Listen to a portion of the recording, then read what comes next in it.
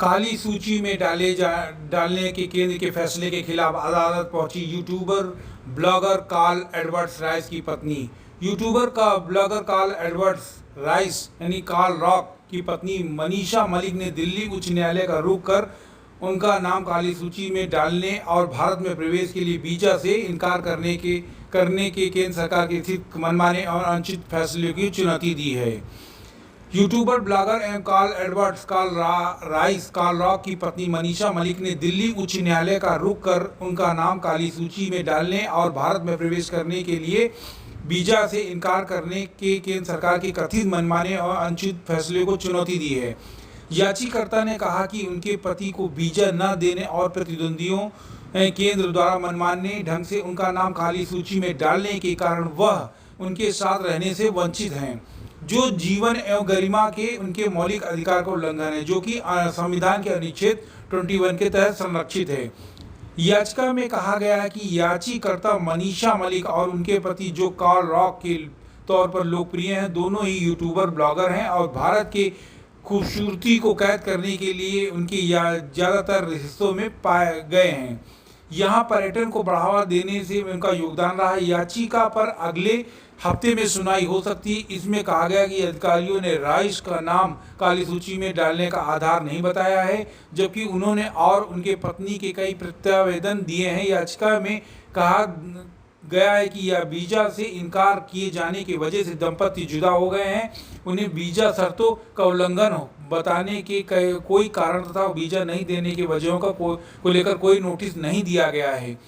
केंद्र के कदम को सत्ता का मनमाना दुरुपयोग करार देते हुए याचिका में कहा गया है कि संविधान के अनुच्छेद 19 यानी अभिव्यक्ति की स्वतंत्रता के लिए संबंध में कुछ अधिकारों का संरक्षण के तहत याचिकाकर्ता के अधिकारों का उल्लंघन है।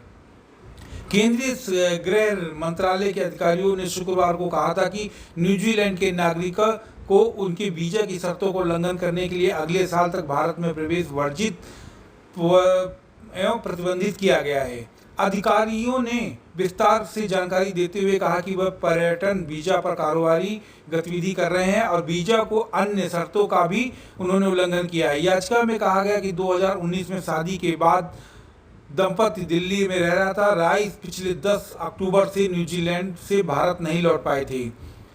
वकील फैजुल अहमद अयूबी के माध्यम से दायर याचिका में कहा गया कि याचिकाकर्ता के पति कार्ल एडवर्ड राइस के पास न्यूजीलैंड और नीदरलैंड की दोहरी नागरिकता है। वह 2013 में भारत आ रहे हैं और तथा उन्हें इस दौरान उन्हें देश के कानूनों और वीजा की शर्तों में का सख्ती से पालन किया है।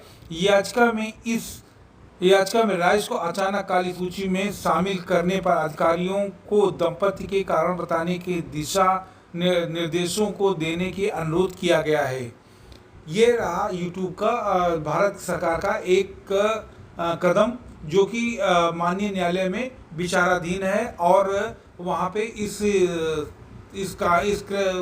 एक्ट को चुनौती दिया गया है, जिसमें अब देखते हैं निर्णय क्या आता है और कैसे क्या होता है। हम आपको बताते रहेंगे अपने वीडियो के माध्यम से। और हम आपसे कहना चाह रहे हैं कि अगर आप इसी तरह वीडियो पाना चाहते हैं तो हमारे चैनल को सब्सक्राइब करें, शेयर करें, बेल आइकन को जरूर दबाएं, जिससे हम आपको अच्छी से अच्छी जानकारी देते रहें। टेक्निकल ज्ञान में आपका स्वागत।